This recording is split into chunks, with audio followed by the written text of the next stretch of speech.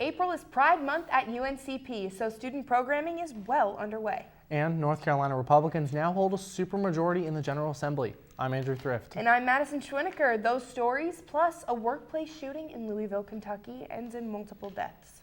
You're watching Carolina News Today.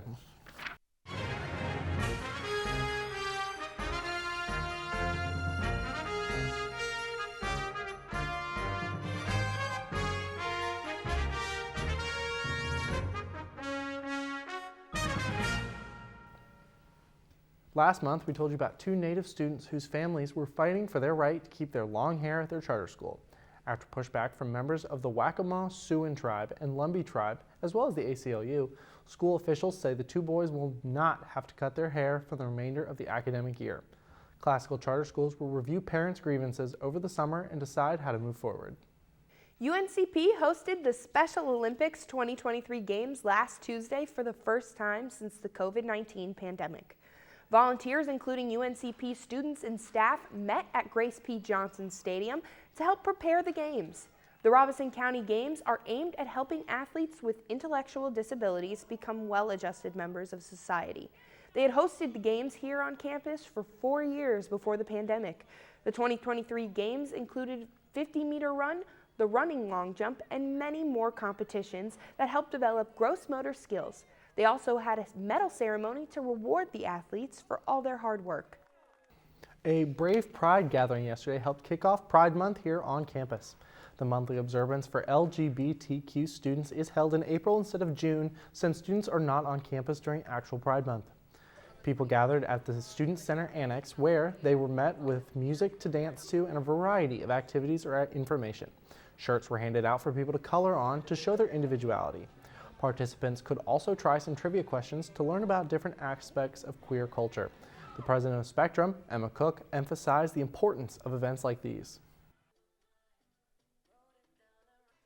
Events like this really help to make the queer community visible, and I think visibility is one of the first steps in, protecting our rights as individuals, but also celebrating all of our accomplishments, right? So for me, Pride is all about seeing all these amazing queer people in this space and really celebrating what they've all done, celebrating their small businesses, having a good time, and not letting queer be something negative. I feel like a lot of times it's portrayed as a negative experience, obviously there's a lot of bias and hate in the world, but there's also so much love. North Carolina Republicans gained a veto-proof supermajority in the State House Wednesday after State Representative Tricia Cotham announced she was switching from Democrat to Republican. Cotham won her Charlotte area district by nearly 20 points last fall and has served in the State House before. Her mother is a Mecklenburg County commissioner who has served on the Democratic National Committee. Cotham told reporters she switched parties because she was being mistreated by Democrats. Tricia Cotham campaigned as a Democrat's Democrat, winning a contested primary in a heavily Democratic district. Just 5 months after winning her seat, she announced she's leaving the party and joining the Republicans. She claims she was mistreated by the Democrats because of her close friendships with Republican leaders, including House Speaker Tim Moore. I was shunned. I was called a traitor. You can't trust her. Cotham said she was harassed, belittled, and even bullied, and was told not to come to caucus meetings. One of the absolute worst moments, which was a deal breaker, a turning point for me, was when I was criticized for using the American flag and the praying hands emoji on all my social media platforms. House Democratic leader Robert Reeves said no one in his caucus leadership has done any of that, and he doesn't believe it's true. He said he and Cotham have been friends for many years, but he says she should resign because her district voted to elect a Democrat. Not dissimilar to the George Santos situation in the sense of you can't tell voters that this is who you are, and they vote you in based on that, and then they get a whole another thing. Reeves said he hopes Cotham will stay true to the issues she campaigned on, like abortion. And he said there's no bad blood. The Democrats have already moved on to the work of the day. That's what we've got to be focused on. If we focused on hurt feelings all the time, we'd spend all our time like we were in 6th grade, and we don't do that. The newly elected North Carolina Democratic Party Chair Anderson Clayton has also called on Cotham to resign. He called her move, quote, a betrayal to the people of Mecklenburg County. With Republicans now holding the numbers needed to override a governor's veto, the North Carolina legislative session will now tackle the same cultural wars we've been playing out in other states. Several bills were introduced last week, all targeting young people who identify as transgender. As WRAL's Nia Harden reports, that includes one measure that would ban transgender females from playing on girls' high school sports teams. This bill was introduced the same day Democrat Tricia Cotham switched parties, giving Republicans a supermajority in the General Assembly. That means they have a real shot at passing bills like these after several years of trying. In total, 6 bills have been introduced this week, all targeting young people who identify as transgender. Some of them limit gender-affirming treatment for people under 18. We spoke to people on both sides about this. There's this whole false narrative that trans kids just walk in and can start taking hormones or get surgery, when any family who's supporting their trans child will tell you it takes years for them to get access, sometimes just to mental health care. These gender mutilation procedures that are being performed on minors are really child abuse. And so we believe kids ought to be given a chance to resolve their confusion about their sex. As for the sports bill, the organization in charge of high school sports here in North Carolina says there are currently 15 transgender athletes. The commissioner, she says that they have had little to no impact from their participation. At least 13 states have bans on gender-affirming care for minors, and at least 20 states have passed laws prohibiting transgender high school athletes from participating except by their sex assigned at birth. A federal judge in Texas ruled Friday to suspend the FDA's approval of an abortion drug. Mifepristone has been approved for more than 20 years, but anti-abortion advocates filed a lawsuit claiming it is not safe, saying the FDA didn't study it enough. It's actually only half of the medication used to induce abortion. The other half is a drug called misoprostol, which can be used on its own to cause an abortion. When taken without mifepristone, though, its side effects can be more intense. The judge in this case paused his ruling for 7 days to give the federal government time to appeal it.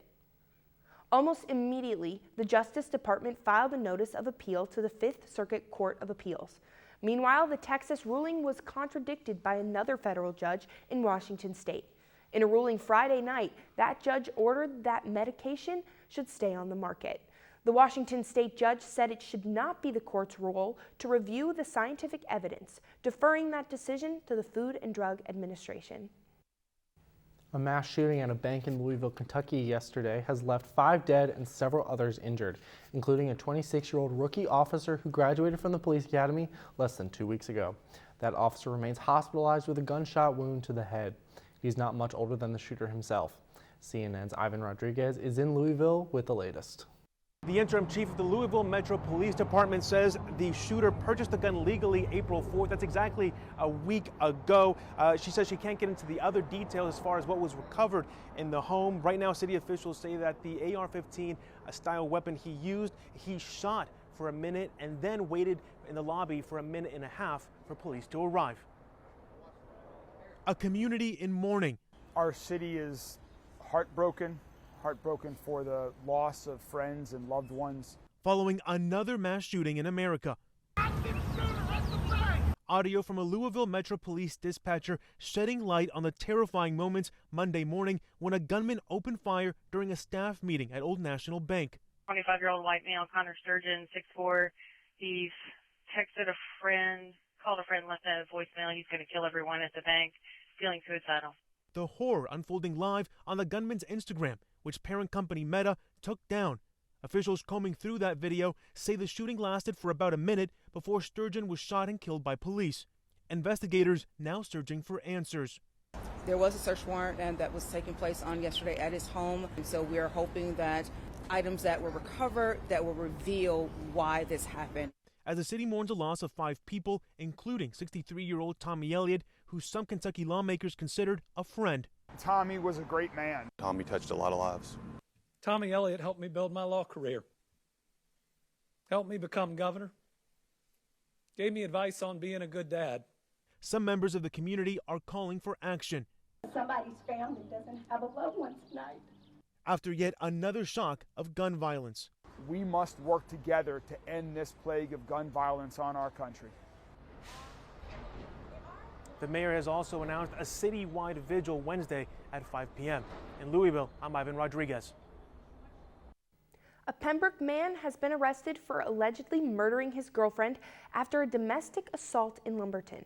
According to Sheriff Bernice Wilkins, 34-year-old Ricardo Martiz Clark was arrested at a residence on Parnell Road outside of Lumberton on Saturday. Police were responding Friday night to a call about a domestic dispute at the home of Zana Clark Shawnee Locklear in Lumberton, when a second call came in about an individual being shot. The 34-year-old Locklear was found dead inside her home. Deputies apprehended Clark, her boyfriend, Saturday morning. He is charged with first-degree murder and is being held without bond. The Pilkington Company in Laurinburg has announced it will invest $86 million in their local operations, which will make equipment improvements and create about 20 jobs. Pilkington North America is one of the world's leading suppliers of glass and glazing systems for automotive and architectural uses, including solar technology. The company says the Scotland County project will improve safety and production speed. The plant produces high-quality float glass for architectural market. A community comes together to search for a missing mother. And electric vehicles are poised to become the norm in the United States. Those stories and more after the break. Worried about your friend but don't know how to reach out? You could say how are you or get a fake tattoo. You could ask with an app if it works for you. You could chat with them in VR. It's all good if you think you should check in. Yeah, you should. Whatever gets you talking. Reach out to a friend about their mental health. Whatever gets you talking. Learn how you can help at seizetheawkward.org. People gathered on Saturday to search for a woman who was last seen more than a week ago, dropping off her kids at daycare. 26-year-old Madeline Kingsbury of Winona, Wisconsin disappeared March 31st. The community is coming together with the hope to bring her home safely. Command, Bus 82 is back at command. Feels like we all care as much as one could for someone you don't know. In Winona, every step forward is a silent prayer. It's our duty to go out and look for her. 26-year-old Madeline Kingsbury dropped her children off at daycare on the morning of March 31st. She hasn't been heard or seen since then. Please check your properties for anything. Okay, Conway. More than 1,800 community members are now searching for Madeline. Volunteers were bused from Rushford and Winona to search areas. She's part of our community. I feel like if it was someone in my family that was missing, I would hope that the community would come together and everyone would go out looking for them. Winona Police Chief Tom Williams says this search wouldn't have been possible unless people stepped up. Today's large volunteer search happened because we heard from people in Winona, our surrounding neighbors, and across the state of Minnesota that they wanted to help. Volunteers remember Madeline as a happy and loving person. She cared about everybody that she came across and very selfless. They say they'll continue to search. Whether you know the person or not, we're just a tight-knit community who cares for each other. Until Madeline returns home. Reporting in Winona, Lou Estrar, News 8 Now. A son sent his parents a well-timed text message that may have ended up saving their lives. He told them to get into the basement of their Lewiston, Illinois home. Just minutes later, an EF3 tornado ripped through the area, destroying their property. Here's their story. I sent Dad a text message and said, hey, I think this is probably going to be pretty bad. You probably ought to be heading to the basement sometime in the next 10 minutes or so. And good thing he did, because his father said 5 minutes later the storm was on top of their home on Milton Road in Lewistown. The storm destroyed their home and much more on their property, spreading it as far as the eye can see. 2 pretty good-sized machine sheds on the other side of the road that are both completely gone, and their fifth-wheel camper was in one of them, and it's over here back behind us now, and it just kind of rolled it out across the field. Mike McCormick's parents hid in the basement. Debris piled in the staircase, and the cars in the garage almost blocked the entrance too. Yeah, the car and the truck were in the garage, and both of them moved a little bit. The car actually moved just barely into the house. So where the stairway access is to go to the basement, if it had gone another few feet, it would have pretty much been over that hole. This isn't their first time experiencing a tornado. They saw one before in 1995. It lifted the roof on the house and one of the garage walls fell out, and a big deal to put it back. And yeah, this one took a lot more damage than the one before. That was easily fixed. And this one, I think we're probably just going to end up, taking this thing off and either rebuilding here or doing something different. Regardless of the damage, they are in good spirits and thankful for the community support. We've had a lot of people stopping by this morning to offer help, and a lot of farmers, offering equipment and different things. So, that's what typically happens around here is everybody kind of starts coming together and you pool resources and whatever you need to do, and eventually you kind of get past all the, it's just kind of a pain, but you get by it. Walk back here.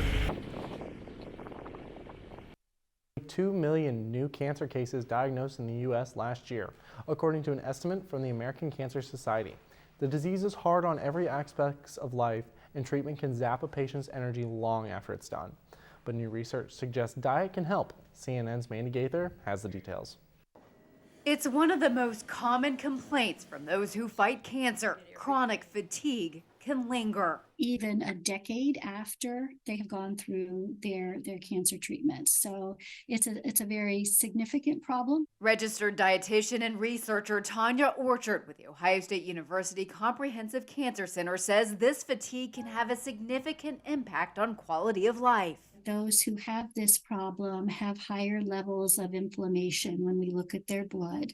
Going off findings from previous research which found fatigue benefits from food, Orchard led a pilot study focused on a small number of lymphoma survivors. The majority felt less fatigue after adopting a personalized diet, gradually adding anti-inflammatory foods, which included omega-3 fatty acids found in foods like fish. We're also looking at foods that contain nutrients like carotenoids, lycopene, beta-carotene, those types of things that have very high antioxidant properties, which can also reduce inflammation. Orchard says B vitamins also helped. Those are found in produce like leafy greens and other vegetables. She says 5 servings of vegetables a day is the target, and your plate should be colorful. A serving of dark leafy greens, a serving of yellow or orange vegetables, a serving of tomatoes every day, and then 2 or more other servings of vegetables a day.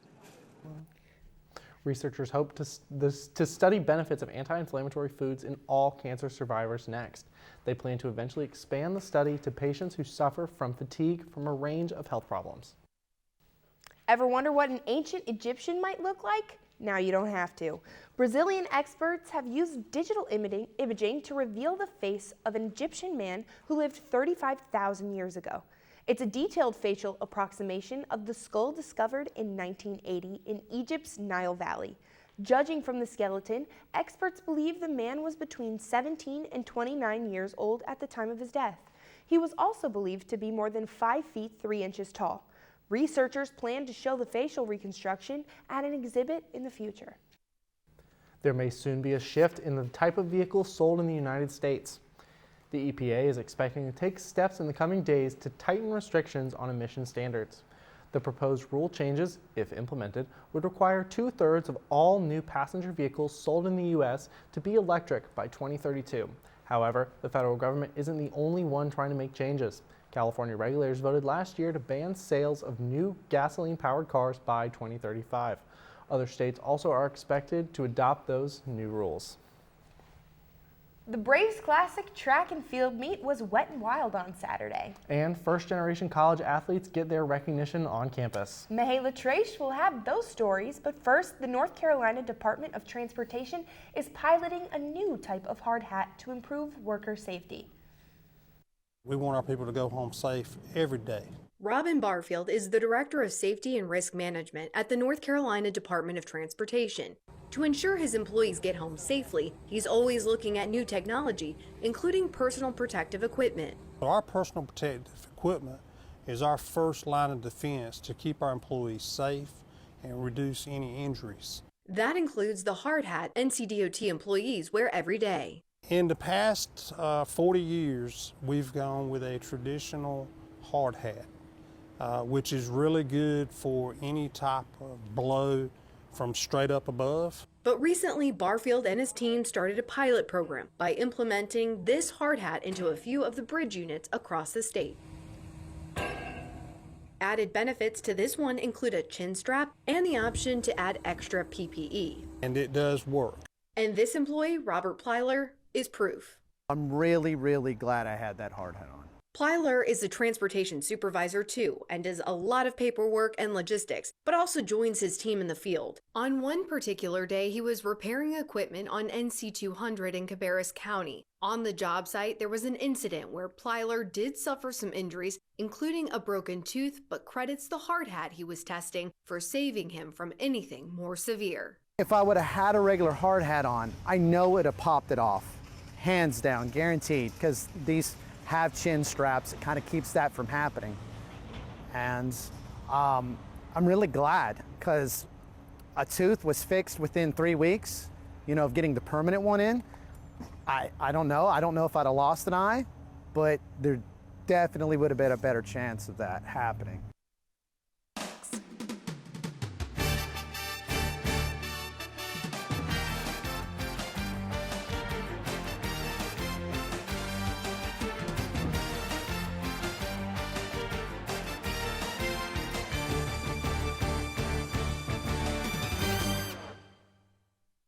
Welcome back for CNT Sports. I'm Mahala Trache. Here's what went down with Braves athletics over the weekend. Baseball headed to Franklin Springs, Georgia for a 3-game series against Emmanuel College. On Thursday, the Lions ended the Braves' 3-game win streak in Game 1 with a battle that lasted 11 innings. But the Braves bounced back from that 6-5 loss with a resounding victory in Game 2. Strikes made the difference for the Braves. Pitcher Luke Barrow struck out 7 and Jonathan Jacobs sent 5 batters back to the dugout. Final score 8-1. Unfortunately, Game 3 on Friday was canceled because of the rain. Braves softball had their Friday doubleheader at Emmanuel canceled also. But they'll be back in action on Wednesday at home for Bark in the Park. So bring your favorite canine companion. The baseball team plays at home tonight at 6 when they host Wingate University for Gen 1 night. Their Bark in the Park is Saturday against King, which is also Alumni Weekend. What is Gen 1 exactly? Gen 1 Night is recognition of first-generation college students who are setting a legacy within their families, being the first to enter into college or having parents who did not get a degree. There's many student athletes on campus who fit this mold, and some talked about the importance of this accomplishment. It's definitely a huge accomplishment. I feel like, me being, the first one to go to college or whatever, definitely set a bar, I guess you can say, a new standard. It was definitely hard because a lot of stuff that I didn't know coming in, but, as I went along the journey, I learned a lot. So I have little cousins, so just me trying to be a role model for them, I think, letting me go to college, it can be, setting stone for our next family generations. Football was kind of like a big way of helping me get into school. Most of the opportunities that come with it, getting to get a degree, obviously, is one. Grow my connections, and then obviously play college baseball too. Was always been a dream of mine. I came from a low-income household, so I would definitely say, not only just, besides sports, I say academics. My mom always was strict on me, just try the best I can, study hard, just pay attention in class and just try my best. So I was just fortunate enough to get this far. I want to say thank you to definitely my parents, but obviously the staff here at UNCP. Dr. Wooten's been a great help, always in my corner whenever I need anything, any type of help or anything with questions towards advising and even just classes. Everybody that believed in me, because there's definitely times where I didn't think I was going to make it. And, they always lift me up and encourage me, just to keep on going. So definitely my parents, I would say God, and all my coaches and family that, prayed for me and just continued and believed in me. It was greatly appreciated. Wait to see everybody out at Gen 1 night when we take on Wingate here at home at Sammy Cox. The outdoor track and field squads got the chance to represent UNCP Saturday in the Braves Classic meet, the only home meet of the season. The rainy weather didn't stop the Braves from putting on a show for the few spectators who showed up in the cold. The men and women combined for 18 event wins. The showdown on Taylor Track saw the Braves take the top spots in the 4x100 meter relay, 110 meter hurdles, 400 meter dash, hammer throw, shot put, and many more. There were also many Braves who placed at least second in various events. As the season approaches closer to conference time, the Braves will be back in action on April 14th for the 2-day Trojan Relays in Mount Olive. As the golf team prepares for the Conference Carolinas Championship in Snow Hill that starts next Sunday, we've got that interview with junior golfer Elizabeth Ritchie, who discussed the team's chances for a repeat victory in the 3-day event.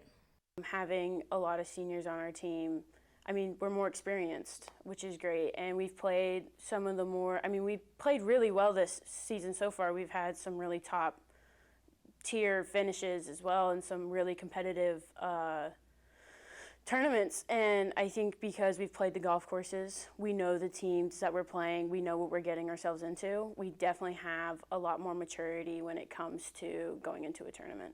I'm not really worried about having targets on my back. I don't think the team is either. We've played multiple tournaments where we have our bigger competitors in the conference there, and we've beat them by landslides almost. So, and I think our competitors know that as well. I think that they see that we're beating them by a lot in some cases, and I think they're more scared of us than we are of them. Speaking of championships, the LSU Tigers are still on a high after nabbing the national women's basketball title in Division I last week, and so are the fans. Let's just say the parade held in Baton Rouge was one that was fit for champions. A lot can change in 2 years. It's a parade inside my city, yeah!